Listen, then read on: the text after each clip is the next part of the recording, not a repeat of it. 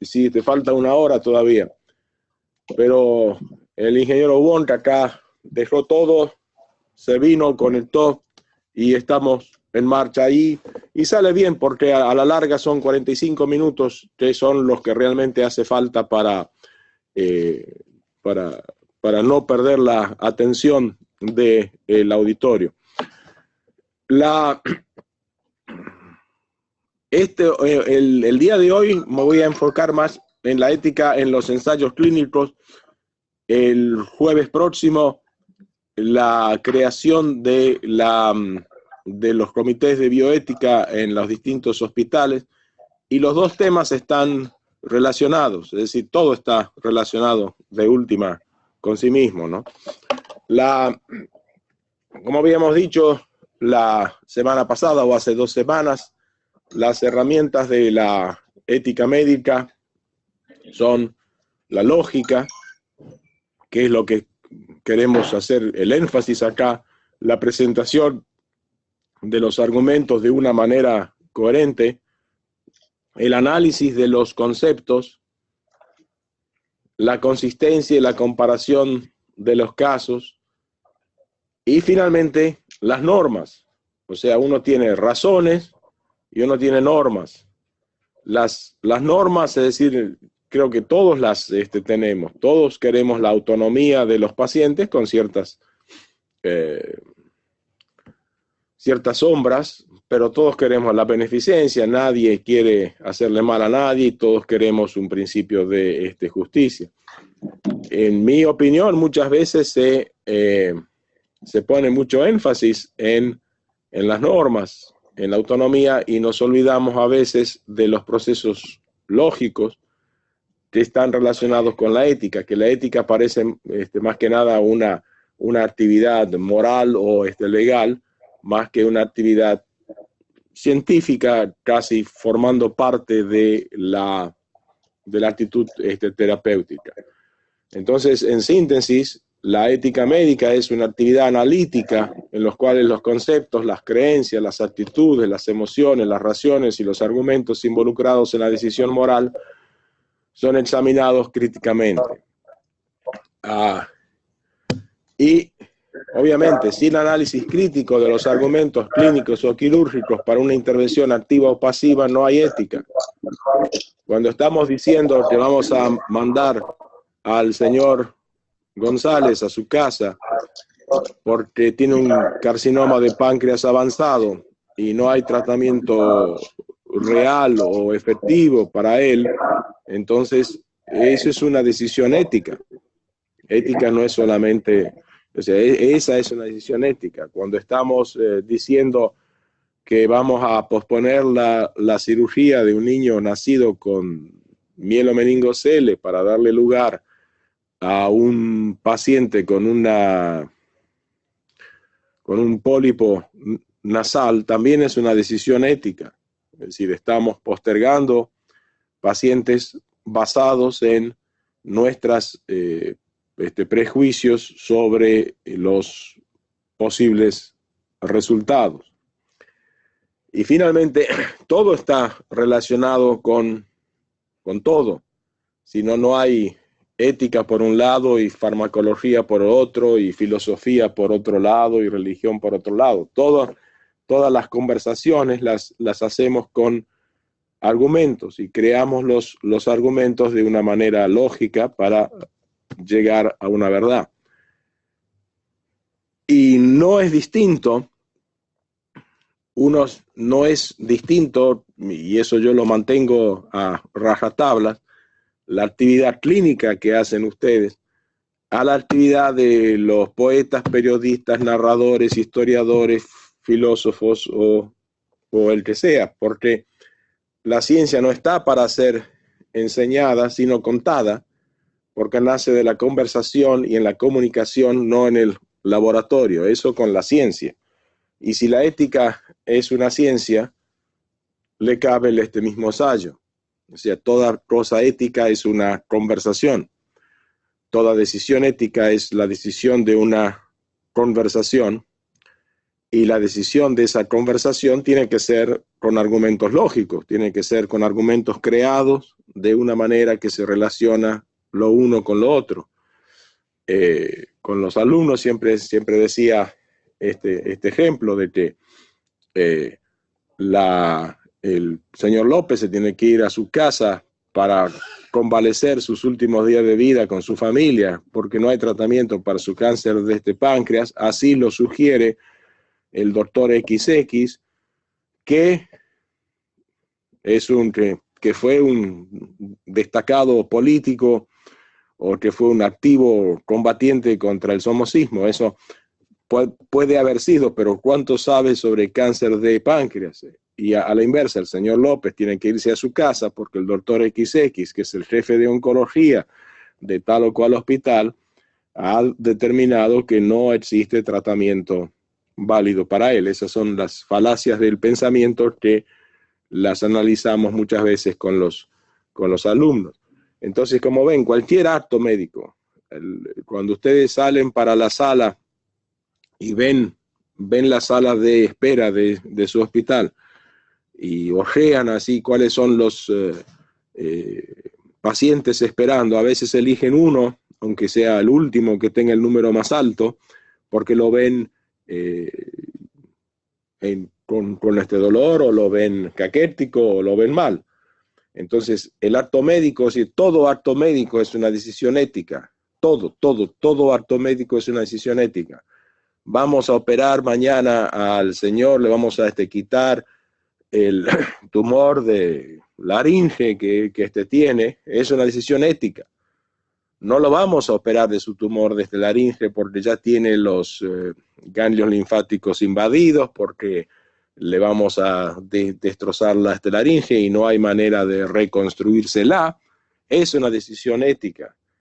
Y el acto médico es incompleto, ustedes lo saben, si no se resumen los hallazgos físicos y de laboratorio, el diagnóstico y el tratamiento. O sea, nosotros, cualquiera, ve a paciente, dice este paciente tiene congestión nasal, pero ¿qué hace uno? Lo escribe en la historia clínica. Es decir, el acto médico no se completa si no está escrito en la historia clínica, escrito de la manera más coherente, sencilla, rápida y eficaz.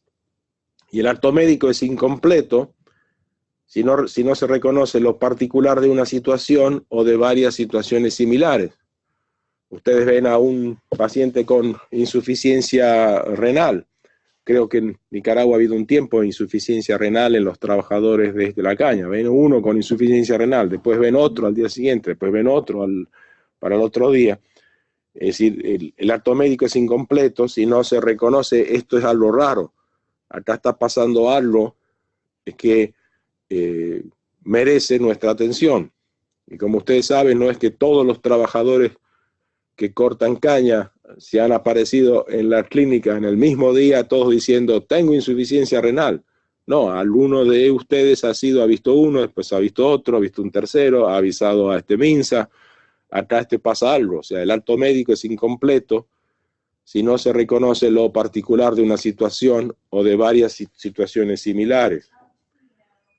Y el acto médico es incompleto si no se reporta el hallazgo.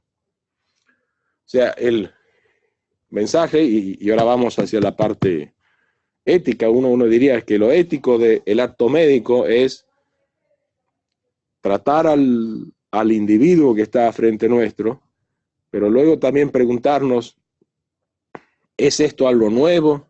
¿He visto otros parecidos? ¿Tengo que avisar a mis colegas? Y si veo que es algo interesante, la obligación es reportar el hallazgo. Y ese es el tema de hoy de la ética de los ensayos clínicos. Reportar el hallazgo es lo obligatorio.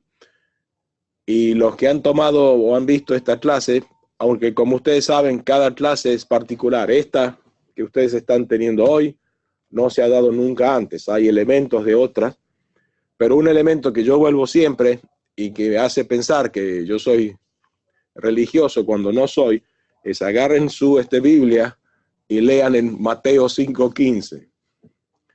Yo le pongo la tarea a todos ustedes. Agarren Mateo 5, agarren la Biblia, vayan a Mateo 5:15 y fíjese qué dice la Biblia sobre el acto médico, qué dice la Biblia sobre esta conversación y qué dice la Biblia sobre cualquier otra situación similar a esta. Es un versículo cortito, Mateo 5:15, ahí te los dejo a ustedes, pero queda que todo acto médico es una decisión ética, todo acto médico debe de reportarse. Lo reportan en la historia clínica o lo reportan en un trabajo científico. Y la historia clínica, es decir, escribir un trabajo científico, y acá no voy, yo sé que el doctor Pedrosa ha dado una clase o va a dar una clase sobre esto, no quiero redundar, pero de los 4 o de los 5 elementos, el doctor Pedrosa decía 5 elementos, imagino que el quinto es conclusión. En la introducción de un trabajo científico, es lo mismo que le pasa a este médico mirando en esta famosa pintura, que está en Inglaterra, que se me escapó el nombre, pero ¿cuál es el problema? ¿Cómo se estudió el problema? ¿Qué se encontró? ¿Y qué significan dichos hallazgos? O sea, escribir un artículo clínico no es distinto a escribir, a atender a un paciente. Todo va en el mismo orden. Y entonces la obligación de uno está en que si ve una cosa rara, una cosa que llama la atención, lo reporta. Les muestro este trabajo del año 1973, donde se ve una infección de clamida asociada con linfedema y linfoangiosarcoma. Reportan en San Luis, Missouri, un muchacho de 16 años que tiene la infección de clamida. La relación entre la infección y el linfedema no se sabe, debe de ser clarificada. No se sabe, pero lo reportaron. Ahí está. Vimos a un muchacho de 16 años que era homosexual activo, que tenía linfedema, que tenía clamidia. ¿Por qué? No sabemos. No tenemos ni idea, que eso es más o menos como se dice en inglés, to be clarified. En buen criollo decimos ni idea. Pero este fue el primer caso de SIDA observado en los Estados Unidos. ¿Y qué es el caso que no se explica? Porque pasó en el 73, antes que llegaran los haitianos, antes de la promiscuidad sexual, antes de todo eso. O sea, ¿quién le contagió el virus a este muchacho y cómo el virus llegó a un lugar? They got.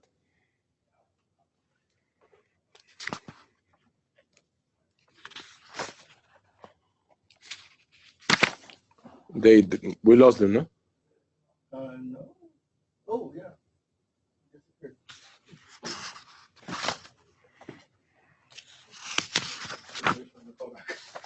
Yeah.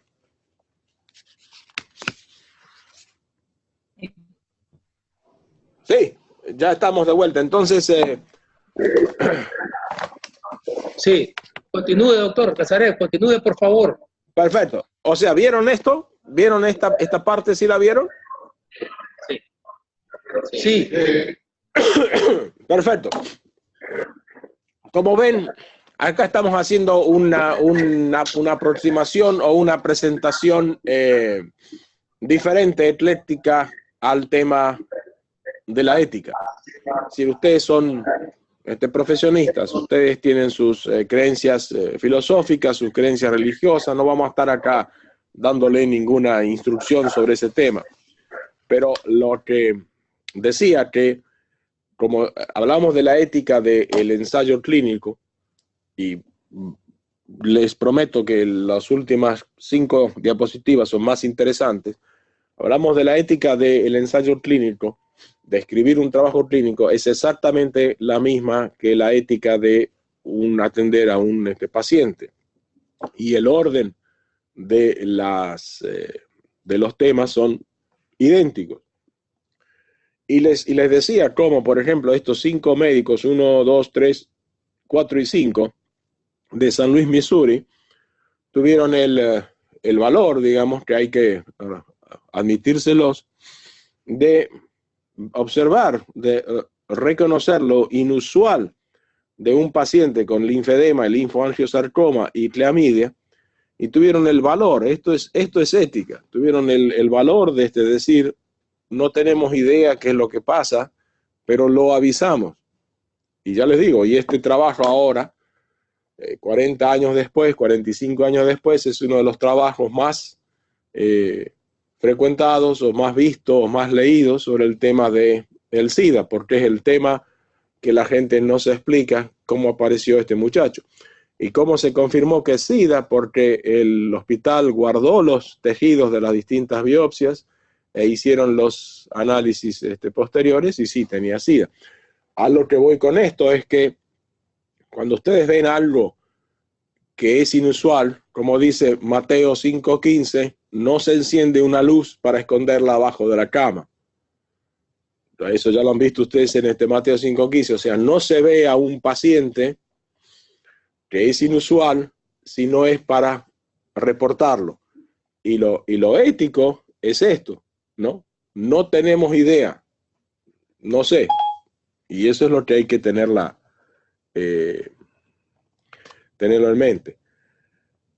El otro caso que hablé brevemente los otros días, este es todo el artículo que describió SIDA por primera vez. Estoy con el tema SIDA solamente porque es fácil encontrarlo en línea, pero hay otras enfermedades también. Entonces todo el artículo. No hubo ninguna elucubración, no hubo ninguna microscopía electrónica, no hubo ningunos fondos, ni tinciones, ni nada. En el año 80, y como dicen, en el periodo de octubre del 80 a mayo del 81, 5 hombres jóvenes, todos homosexuales activos, fueron tratados por Pneumocystis carini. Fíjense que no se aparecieron los 5 en un solo día en la sala de espera diciendo somos raros. Apareció uno del octubre del 80 al mayo del 81, o sea, 7, 8 meses, aparecieron 5 pacientes. Pero estos médicos dijeron que interesante, que cosa curiosa, ¿no? Y cuando hicieron el reporte de la enfermedad, básicamente pusieron paciente 1, paciente 2, paciente 3, paciente 4, paciente 5, y al final dicen lo mismo que dicen los otros, que no tenemos mucha idea de lo que pasa, pero si ven a homosexuales jóvenes con Pneumocystis carini, échenle un vistazo, tengan en cuenta que puede ser una enfermedad con inmunodeficiencia. Pero está la tendencia a la mentira, al cortar atajos. Y entonces, ¿cuáles son las barreras contra el derrape ético cuando uno escribe un trabajo científico? Uno es la introducción. En la introducción uno dice por qué hace el trabajo. Y en la introducción, como vamos a ver en unos trabajos más adelante, tiene que ser breve. Hago este trabajo o presento esto porque es raro, porque me llamó la atención o porque vimos 5 pacientes, pero sobre todo porque es raro y me llamó la atención. Y en la introducción uno dice, esto ya lo ha visto alguien antes, pero ha sido diferente. O en la introducción uno dice, esto que yo sepa no lo ha visto nadie antes. Y la introducción es otra vez, ¿por qué uno hace el trabajo? Y si uno realmente ha buscado en la literatura honestamente, nunca se puede agotar toda la literatura, pero ha buscado en la literatura y ha encontrado que nadie lo ha reportado antes. Lo dice, nadie lo ha reportado antes. Si uno encuentra que alguien lo ha reportado antes, también lo dice. Y dice, pero estos vieron esto y yo veo esto otro. No hay absoluta uniformidad en ninguna observación clínica. Entonces, una barrera contra el derrape ético es la introducción. Y la otra barrera contra el derrape ético son los resultados. Pacientes y métodos, discusión, conclusiones, esos son, pero en los resultados, como lo presentan ustedes, ahí es cuando se ve la honestidad de los médicos que reportan los hallazgos. Y el ejemplo es esto. Esto es el escándalo de ahora, octubre 17 del 2018. O sea, no estamos un mes todavía. En octubre 17 del 2018 es un famoso investigador de cardiología italiano, pero de Harvard. Él mantenía que a través de células madres, de inyección de ciertas especies de células madres, podía regenerar el músculo cardíaco dañado después de un infarto. O sea, la insuficiencia cardíaca que queda una vez que el infarto ha sido superado, a veces lleva a un corazón débil, a un corazón flácido, un corazón que no puede bombear. Entonces, esta gente les inyectaba células células madres en el miocardio y decían que había una regeneración del músculo. Ahora bien, esto no era en Chichicastenango o en Panamá, esto era en Harvard, ¿no? Es decir, ellos reclamaban eso en Harvard y publicaban en Science, en Nature, no en el National Enquirer o en las revistas de moda. ¿Y cómo los agarraron? Y los agarraron porque la gente trató de reproducir esos resultados. Confrontado en una conferencia hace un par de años, uno de estos investigadores, porque alguien le dijo, ¿cómo es que tú puedes tener esos resultados en animales de experimentación y yo no lo tengo?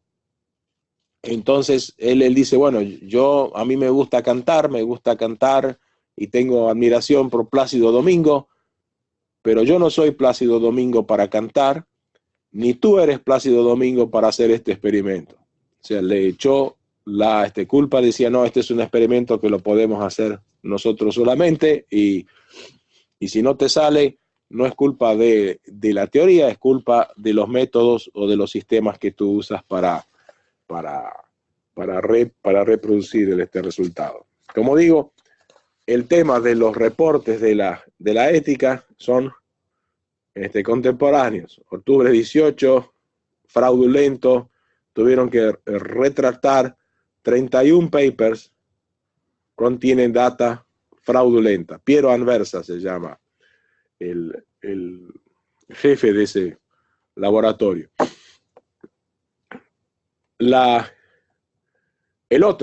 El individuo que ha pegado mayor cantidad de trabajos falsos es un anestesiólogo japonés, el doctor Fuji. Tuvo que retractar 179 papers.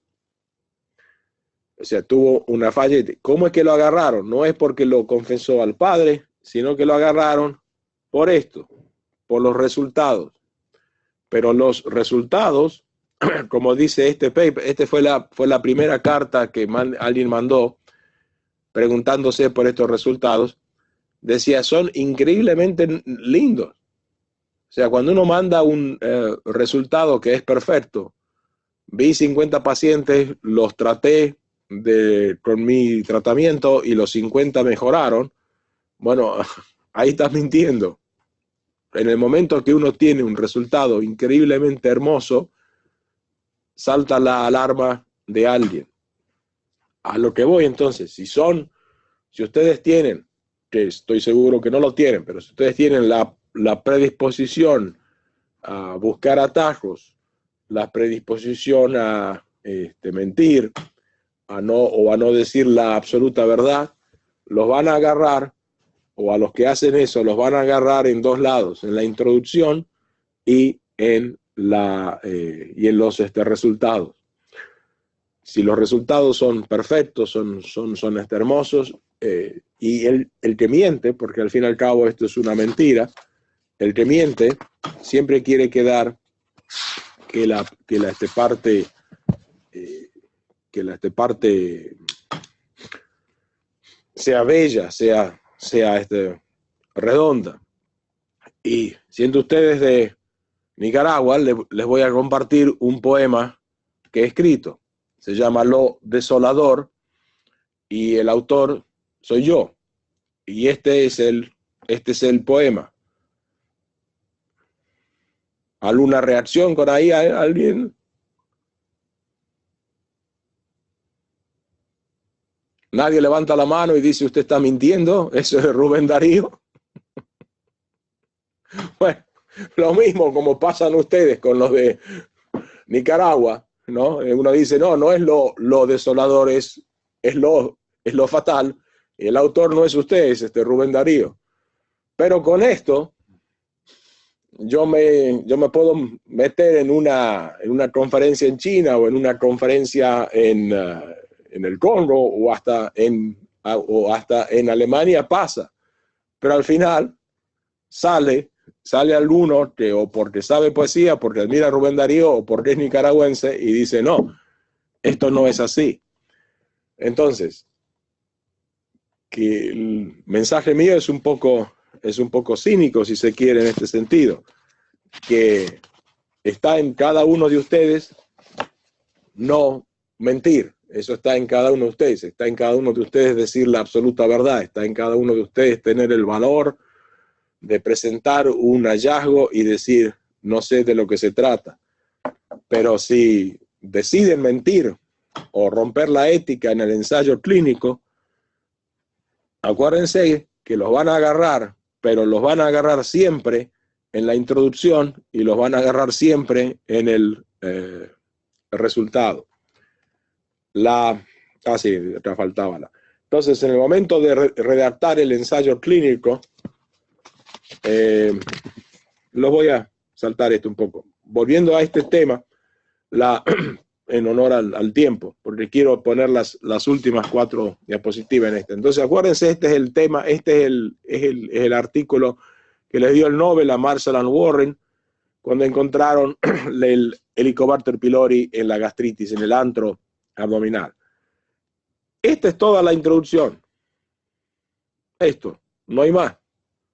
No se mandaron ninguna novela ni nada por el estilo. Y dijeron, en el 75, Steere y Colin Jones observaron esto que había. O sea, ellos dijeron, a esto ya lo vio alguien antes. Pero pensamos que tenemos algo distinto, algo nuevo, porque es Campylobacter pylori. Y después, cuando escribieron las conclusiones en la discusión, dicen, aunque la causa y efecto no se puede probar en un estudio de esta naturaleza, nosotros pensamos que el Campylobacter pylori es etiológicamente relacionado con gastritis del antro y probablemente con úlcera péptica. O sea que no dijeron, parados todos y aplaudan que hemos encontrado la solución a este problema. Es decir, hicieron una forma honesta es decir, que nos parece, encontramos esto, a ver qué dicen ustedes. Y otra vez, la introducción breve. Cuando hicieron los resultados, ellos dicen, estudiamos 184 pacientes. De esos 184 pacientes, solamente 99 completaron el cuestionario. ¿No es cierto? Es decir, que la mitad de los pacientes no les sirvió de nada. Pero lo dijeron igual, de la misma manera, o sea, siguieron adelante con su convicción de que estaban encontrando algo que era la absoluta verdad. Este es el artículo de Watson y Crick, donde describen el DNA. ¿Cómo ven? Artículo excesivamente corto. Encontramos esto, pensamos esto. Y luego hacia el final se mandan esta famosa frase, muchas veces repetida, que está acá en este chiquito: no se nos escapa el sentido general de este hallazgo. Con estos ejemplos, otra vez digo que la representación ética, cuando escriben un ensayo clínico, es decir, la verdad. Y la verdad es, la mitad de los pacientes no quisieron participar. La verdad es, muchas de las muestras se nos perdieron. La verdad es, no sabemos qué significa esto, pero pensamos que es interesante. La verdad es, otros ya lo vieron antes, pero nuestra interpretación es diferente. Muchas veces nosotros en los países nuestros estamos esclavizados por la idea general de que tenemos que representar algo de una manera perfecta. Si no es perfecta, no vale. Como decimos, ¿qué va a ser importante si yo lo he visto esto en Matagalpa y no en Berlín? Es decir, lo que ustedes ven en sus propias prácticas, en sus propios hospitales, es lo que ustedes ven. Y cuando lo reportan, lo hacen teniendo en cuenta la narración. Ustedes son una nación de poetas, son una nación de contadores de cuentos. Entonces cuenten. Vimos esto, vino el Señor, me dijo esto, le dije lo otro, pensé esto, pensé lo otro, y entonces cuentan. Y eso es lo mismo. Pero después, y con esto termino, acuérdense que ya hemos dicho que no hay hechos, hay interpretación de los hechos. Y acá viene otra cosa de cómo talla la lógica y talla la ética. Y estos son pacientes míos. Acá le he borrado el nombre. Estoy en el año 94. La niña, ustedes ven, masivo tumor de vías ópticas. Le hicimos una biopsia, un astrocitoma de bajo grado, nervio óptico totalmente engrosado, quiasma engrosado, radiaciones temporales engrosadas. No había tomado todavía la corteza occipital, pero el tálamo, el caudado ya estaban por ser tomados. No le hicimos ningún tratamiento. El padre era bombero, había incendios masivos en ese momento y el hombre dijo, bueno, porque le dijimos, mire, el tratamiento no sabemos qué puede hacer, quimioterapia, cirugía obviamente no, porque vamos a dejarla absolutamente ciega y además que no se va a poder quitar todo el tumor. No, ciega y con problemas endocrinos muy significativos. Entonces él dijo, no le hagan nada. No le hicimos nada. 7 meses después, el tumor había desaparecido. Se fue. Otra niña. Masivo tumor de tronco encefálico. Toda la sintomatología de un tumor de tronco. El papá o los papás eran trabajadores rurales del Valle de San Joaquín. No estoy seguro de su condición migratoria. No hubiera sido significativo porque en California la condición migratoria o el papel no condiciona el tratamiento médico. Pero dijeron, bueno, no, vamos a hacer lo mínimo. Le pusimos una válvula de derivación y la tratamos con corticoide un tiempo. por los tremendos síntomas que tenía relacionados a su tronco encefálico, y 2 años después, ningún tumor. Ven cómo el tumor se fue achicando, tiene atrofia cerebral por los corticoides, que luego se recuperó en parte, los ventrículos más pequeños por la válvula de derivación, pero ningún tratamiento oncológico y desaparición del el tumor. Ahora bien, ¿cómo lo reporto a esto? Bueno, yo no lo reporté porque hay otros casos de desaparición de astrocitoma de bajo grado.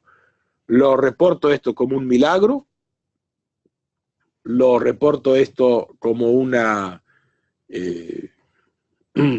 razón biológica que no la conozco. ¿Qué sesgo le doy a trabajo?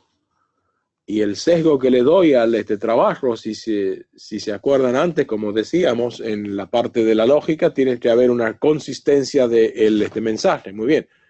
Si pienso que es un milagro, o que son 2 casos de milagro, entonces, por lo tanto, debo de recomendar no hacer nada para tumores similares en otros pacientes.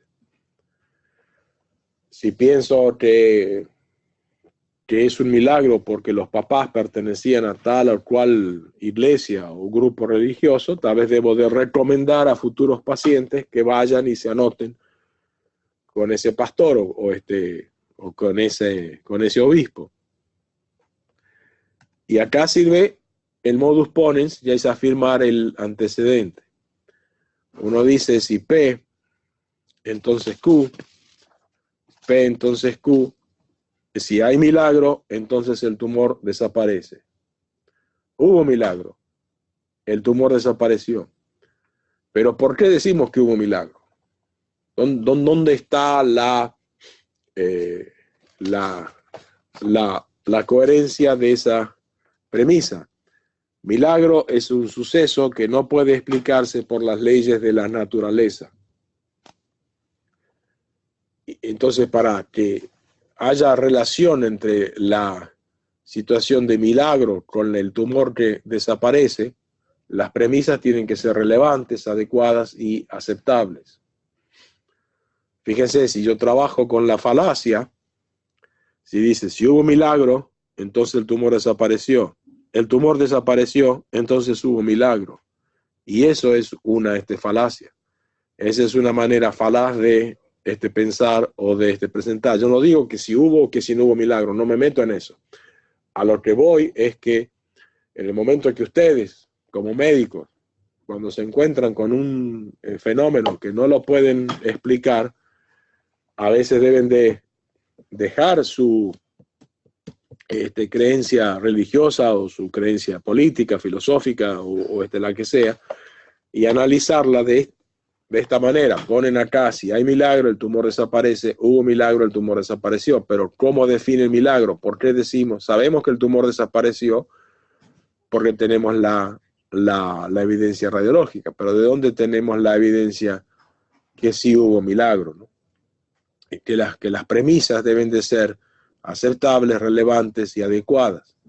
Y otra vez digo, ¿por qué decimos que hubo milagro? O sea, ¿qué significa milagro? ¿Cuál es la definición de este milagro?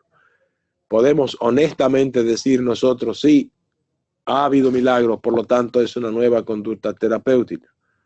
Probamos la falacia y vemos que la manera en que todos hemos pensado este caso cuando lo presentamos recién ha sido con la falacia. Si milagro, entonces el tumor desaparece. El tumor desapareció, entonces hubo milagro.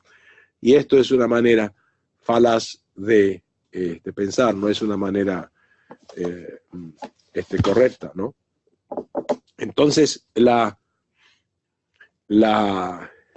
cuando ustedes quieren redactar, y esto voy atrás, quieren redactar un trabajo científico, en el momento de redactar el ensayo clínico, las preguntas éticas son la evidencia, en este caso resonancia magnética, ¿corresponde a los pacientes? Bueno, sí, corresponde, eso sabemos. O sea, no estoy mintiendo.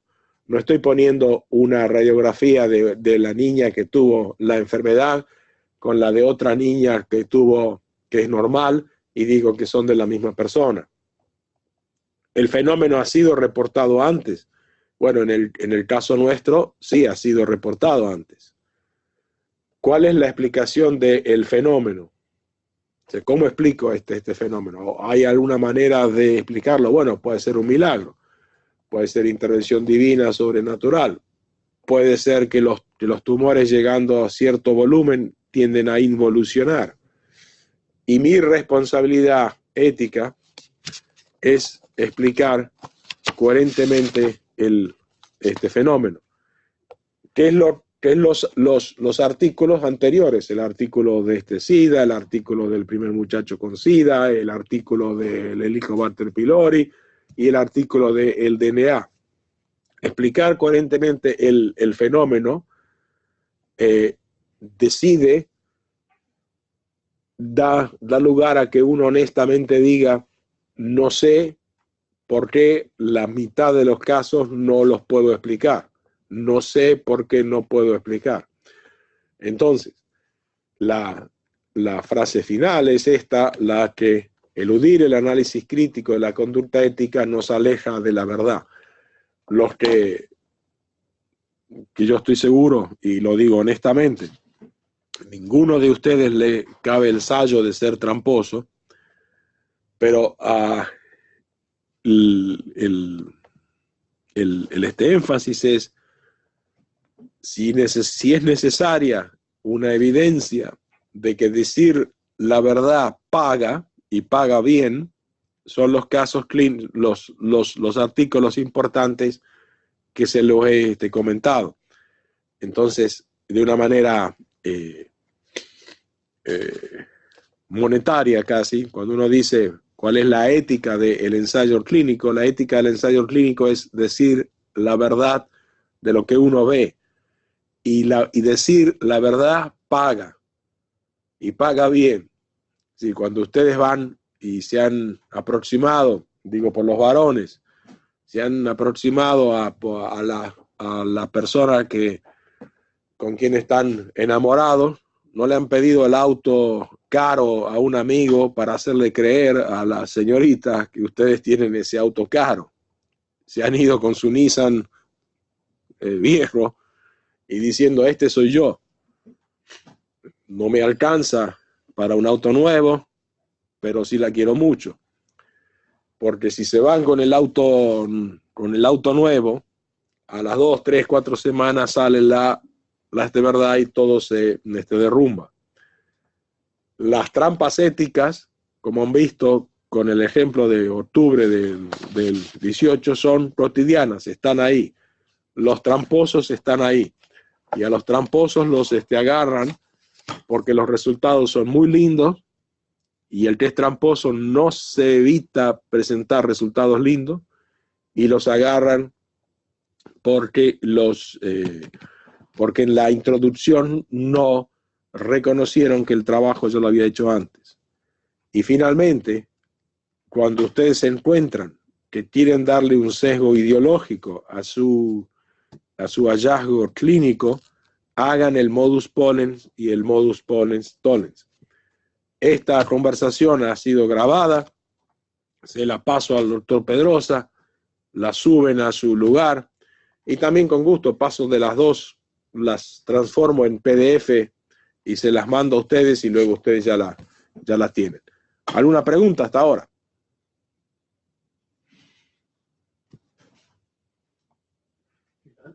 Bueno, ¿sí? ¿Alguna pregunta? No, aquí está, adelante. Somebody's asking a question there. A preguntar.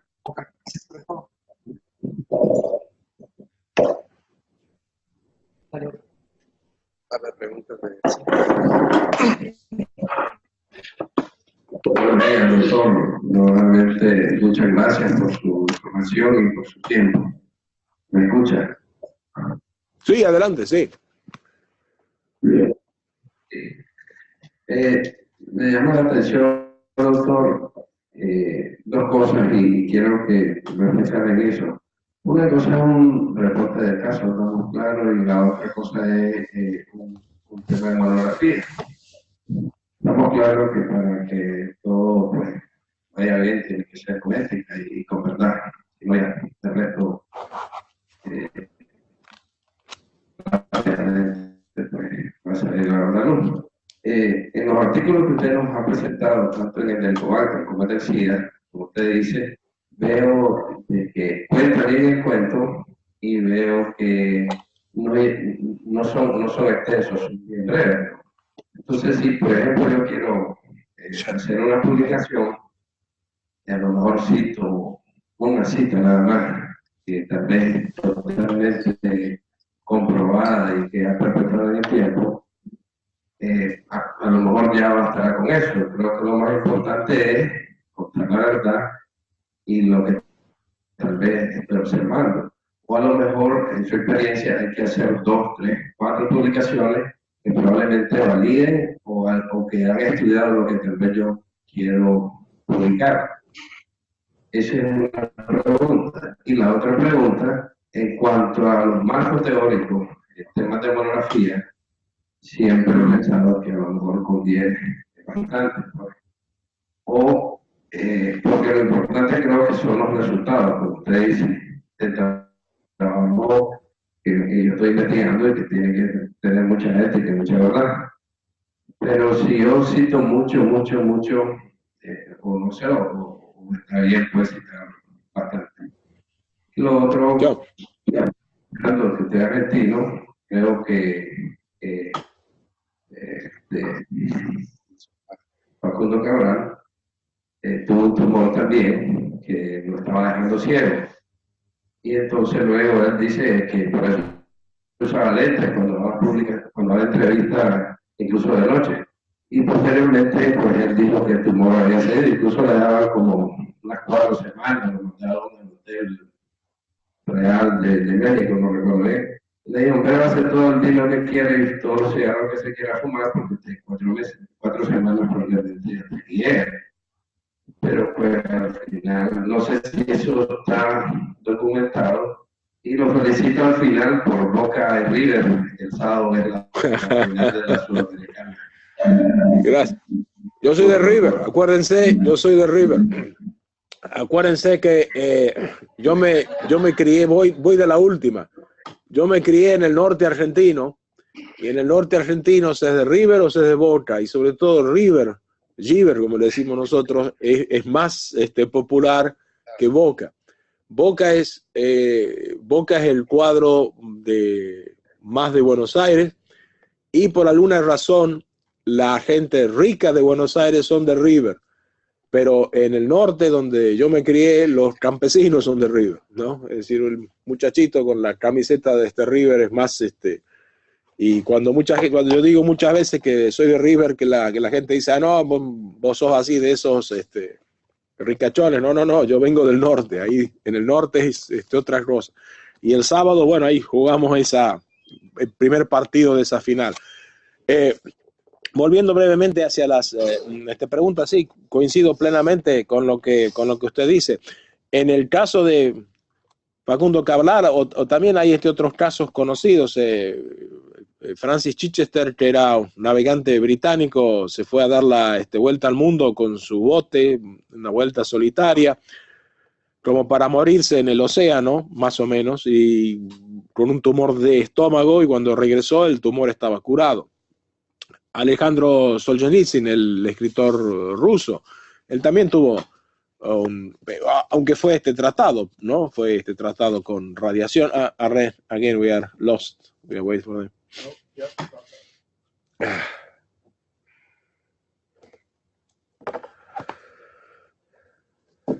The quality of the... Okay. Ahí, entonces, aquí estamos de vuelta. Ahí lo veo.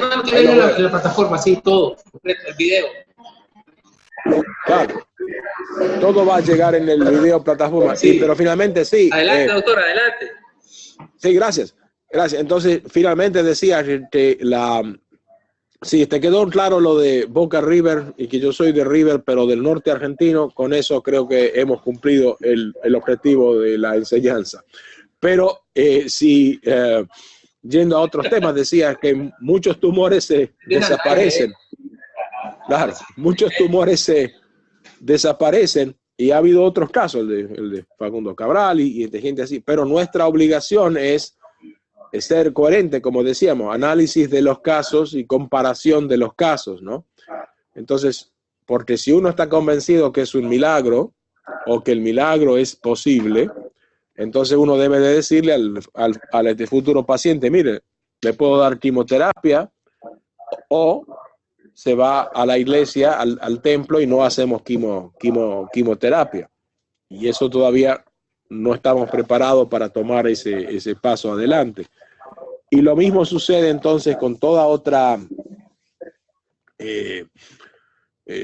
cuando uno dice, y la analogía la voy a decir, si uno está enamorado de la profesión, si uno está enamorado de la profesión de trabajador de la salud en las distintas ramas que uno tiene, uno intuitivamente siempre dice la verdad y actúa en coherencia.